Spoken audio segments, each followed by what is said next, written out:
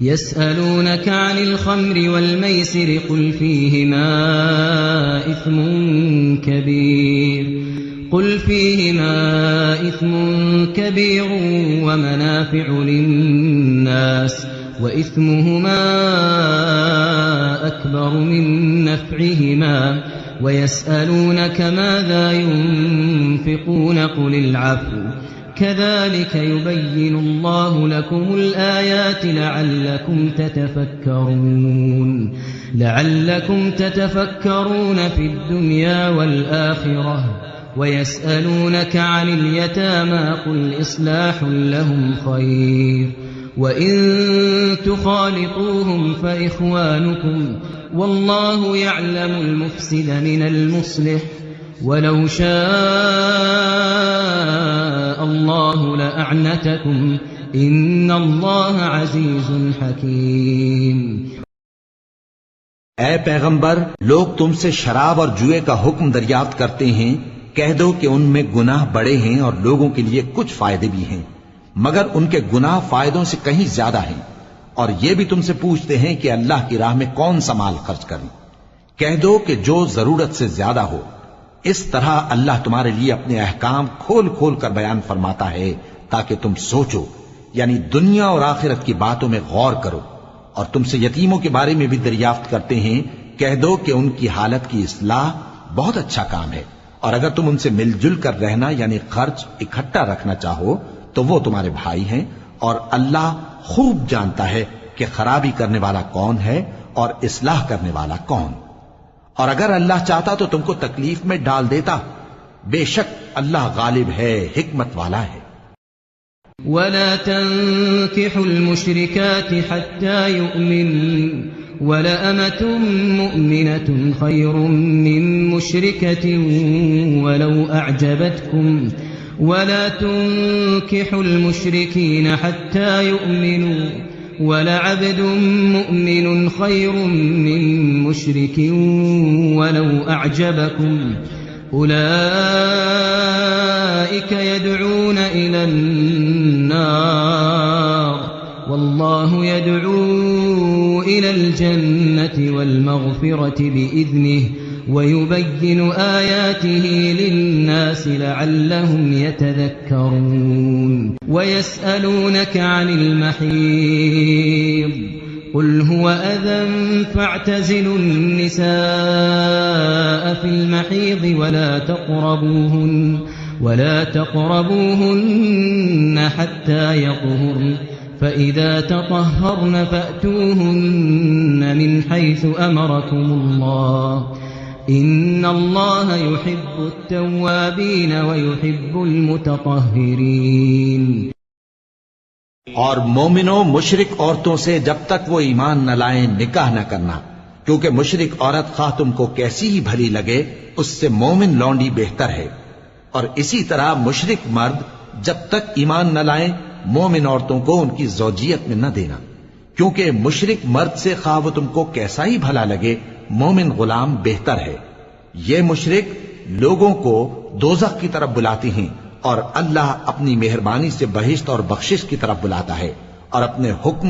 لوگوں سے کھول کھول کر بیان کرتا ہے تاکہ نصیحت حاصل کریں۔ اور تم سے حیض کے بارے میں دریافت کرتے ہیں، کہہ دو وہ تو نجاست ہے، سو ایام حیض میں عورتوں سے کنارہ کش رہو، اور جب تک وہ پاک نہ ہو جائیں ان سے مقاربت نہ کرو۔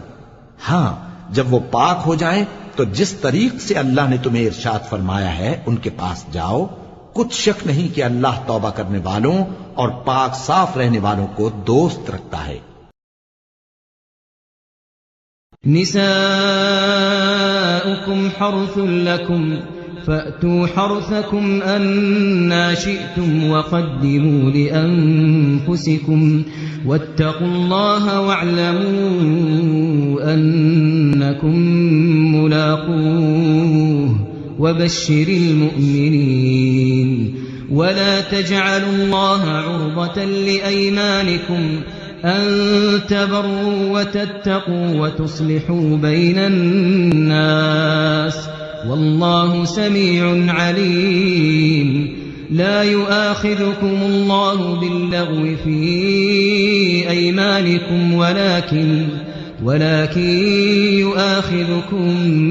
بما كسبت قلوبكم والله غفور حليم للذين يؤلون من نسائهم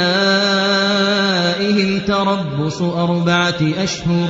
فإن فاءوا فإن الله غفور رحيم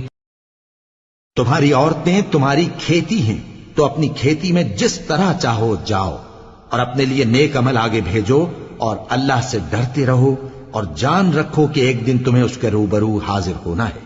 اور اے پیغمبر ایمان والوں کو بشارت سنا دو اور اللہ کے نام کو اس بات کا ہیلا نہ بنانا کہ اس کی قسمیں کھا کھا کر سلوک کرنے اور پرہیزگاری کرنے اور لوگوں میں صلح و سازگاری کرانے سے رک جاؤ، اور اللہ سب کچھ سنتا ہے جانتا ہے۔ اللہ تمہاری لغو قسموں پر تم سے مواخذہ نہیں کرے گا، لیکن جو قسمیں تم قصد دلی سے کھاؤ گے ان پر مواخذہ کرے گا، اور اللہ بخشنے والا ہے بردبار ہے۔ جو لوگ اپنی عورتوں کے پاس جانے کی قسم کھا لیں ان کو 4 مہینے تک انتظار کرنا چاہیے۔ اگر اس عرصے میں قسم سے رجوع کر لیں تو اللہ بخشنے والا ہے، مہربان ہے۔ وَإِنْ عَزَمُوا الطَّلَاقَ فَإِنَّ اللَّهَ سَمِيعٌ عَلِيمٌ وَالْمُطَلَّقَاتُ يَتَرَبَّصْنَ بِأَنفُسِهِنَّ 3 قُرُوءٍ ولا يحل لهن أن يكتمن ما خلق الله في أرحامهن إن كن يؤمن بالله واليوم الآخر وبعولتهن أحق بردهن في ذلك إن أرادوا إصلاحا ولهن مثل الذي عليهن بالمعروف وللرجال عليهن درجة والله عزيز حكيم۔